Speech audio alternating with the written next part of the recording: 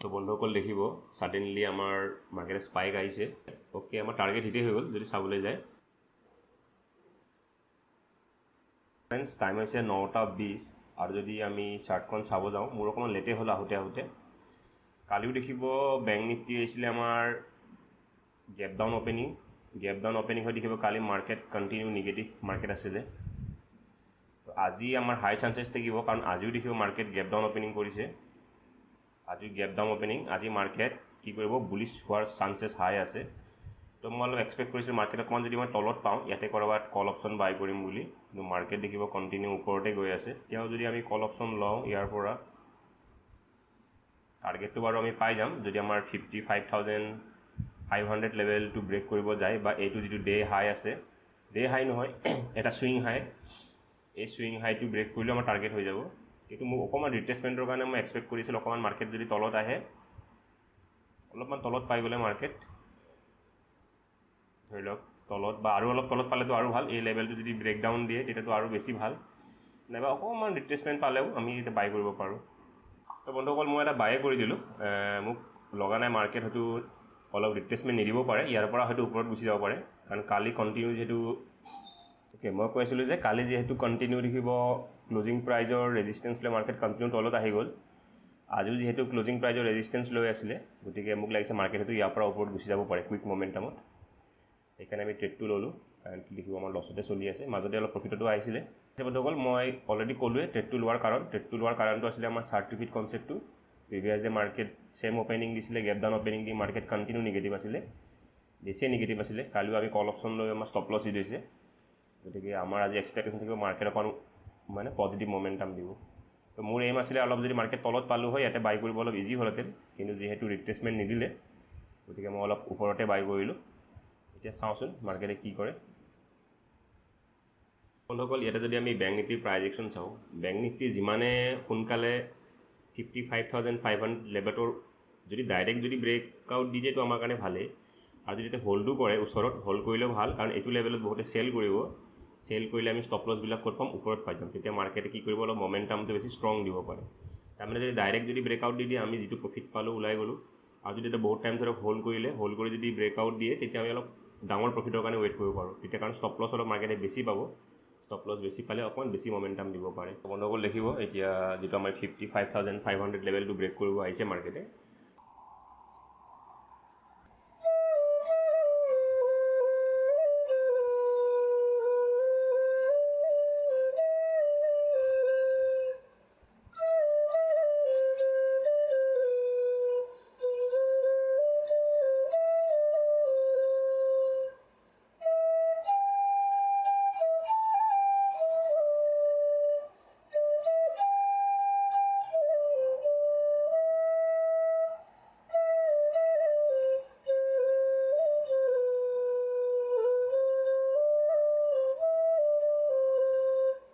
তো বন্ধুসকল দেখিব এই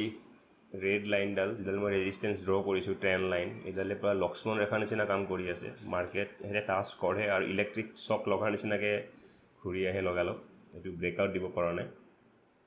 আৰু আমি যদি চাব যাওঁ নিফটি দেখিব 0.6ত বাৰু এটা গ্ৰীণ কেণ্ডেল বনাইছে কিন্তু কনভিনচিং কেণ্ডেল নহয় ষ্ট্ৰং কেণ্ডেল লাগিছিলে আমাক বেংক নিফটিটো ভালেই বাৰু প্ৰাইজেকশ্যন বনাই আছে কিন্তু নিফটিৰ কাৰণে হয়তো বেংক নিফটিও অলপ নিগেটিভ থাকিব ট্ৰাই কৰি আছে বন্ধুসকল আমি আমাৰ ষ্টপ লছটো ৰেডি ৰাখোঁ কাৰণ মাৰ্কেট দেখিব আমাৰ নিগেটিভৰ ফালে আহিব ট্ৰাই কৰি আছে তো আমাৰ এইটো হৈ গ'ল 70 পইণ্ট ষ্টপ লছ বাকী যি হওক নহওক প্ৰফিট আহক নাহক আমি ষ্টপ লছটো জোখৰ ল'বলৈ ট্ৰাই কৰিম তো বন্ধুসকল দেখিব আমি ষ্টপ লছৰ নাম লোৱাৰ লগে লগে মাৰ্কেটে এটা ভাল গ্ৰীণ কেণ্ডেল এটা বনাইছে আৰু বেংক নিফটি দেখিব 0.6 লেভেলত ভাল এটা গ্ৰীণ কেণ্ডেল বনাই আছে নিফটিৰ চাৰ্টখন চাওঁ আমাক প্ৰব্লেম নিফটিয়ে কৰি আছিলে তো দেখিব নিফটিও ভাল কেণ্ডেল বনাই আছে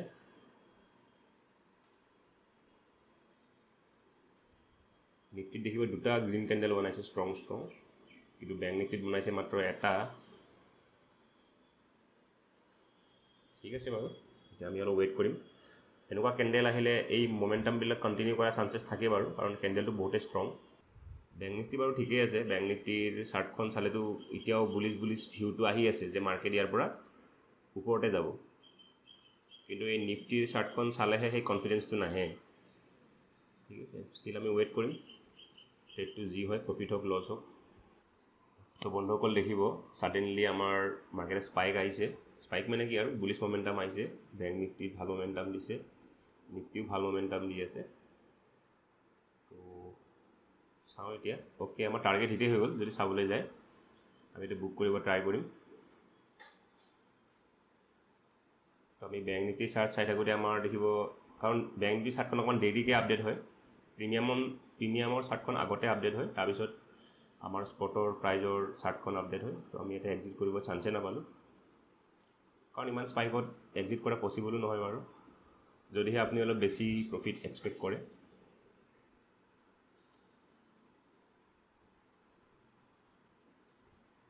তো দেখিব আমাৰ প্ৰায় এনেকুৱাই হয়, আমাৰ যিটো টাৰ্গেট সদায় হিট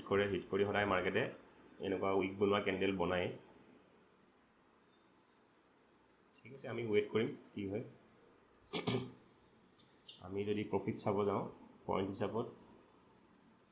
আমি দেখিব 75 পইণ্টছ আমি পাইছোঁ। বন্ধুসকল দেখিব ছাডেনলি বহুত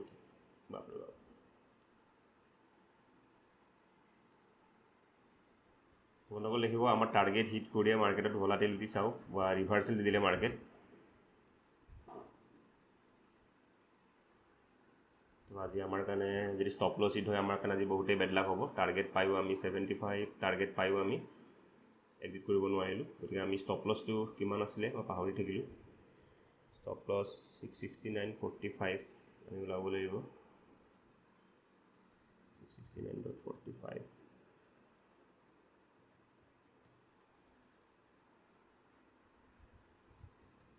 তো বন্ধুসকল এনেকুৱা মাৰ্কেটত কি হয়, বহুতে ডাঙৰ ষ্টপ লছ লৈ লয়। তো বন্ধুসকল আমি ষ্টপ লছ দি দিলোঁ আৰু ষ্টপ লছ চাগে হিটো হৈ গ'ল। অ'কে, আমাৰ ষ্টপ লছ হিটো হৈ গ'ল। দেখিব আমি এক্সেক্টলি আমাৰ যিটো ষ্টপ লছ আমি সিমানেই লৈছোঁ, তাতকৈ ডাঙৰ লোৱা নাই। কিন্তু যদি চাবলৈ যায় আমাৰ টাৰ্গেট দিলে মাৰ্কেটে, টাৰ্গেট দি দেখিব কেনেকুৱা ৰিভাৰ্চেল দিলে। আৰু আমি যিটো এক্সপেক্ট কৰি আছিলোঁ আমাৰ তেনেকুৱাই হ'ল। আমি কৈ আছিলোঁ যে ব্লু লাইনডাল হ'লে আমাৰ টাৰ্গেট হিট হ'ব, আৰু ব্লু লাইনডালো ক্লছ কৰিছে, আমাৰ টাৰ্গেটো হিট কৰিছে, আৰু আমি 5 পইণ্টছ এক্সট্ৰাও পাইছোঁ। কিন্তু আমি ছাডেনলি চাওক এনেকুৱা মাৰ্কেটত আৰু মানে মন বেয়া কৰি বা খং কৰিও লাভ নাই, কাৰণ কোনে জানে যে এনেকুৱা ব্ৰেক আউট দিয়ে লগালগ মাৰ্কেট এনেকুৱা ৰিভাৰ্চেল দিব। আৰু এতিয়া চাব কণ্টিনিউ আমাৰ ষ্টপ লছটো হিট কৰি মাৰ্কেট হয়তো এতিয়া গ্ৰীণ কেণ্ডেল বনাই এতিয়া হয়তো আকৌ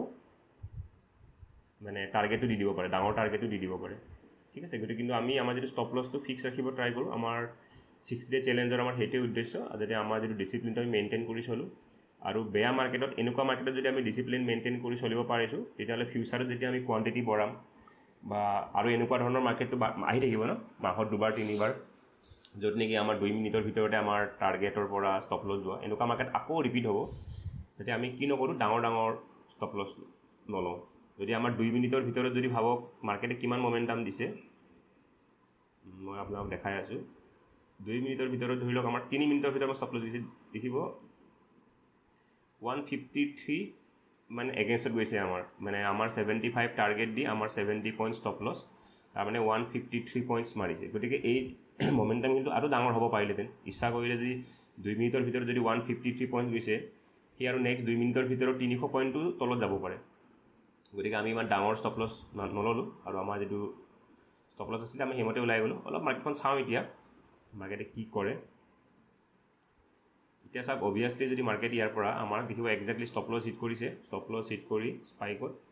এতিয়া মাৰ্কেটে ধৰক ওপৰত যাব ট্ৰাই কৰি আছে। এতিয়া হয়তো বহুতে ৰি এণ্ট্ৰি ল'ব, কিবা কৰিব, বা বহুতে হয়তো পুটত এণ্ট্ৰি ল'ব। গতিকে সেইবিলাক আমি কৰিব নাই।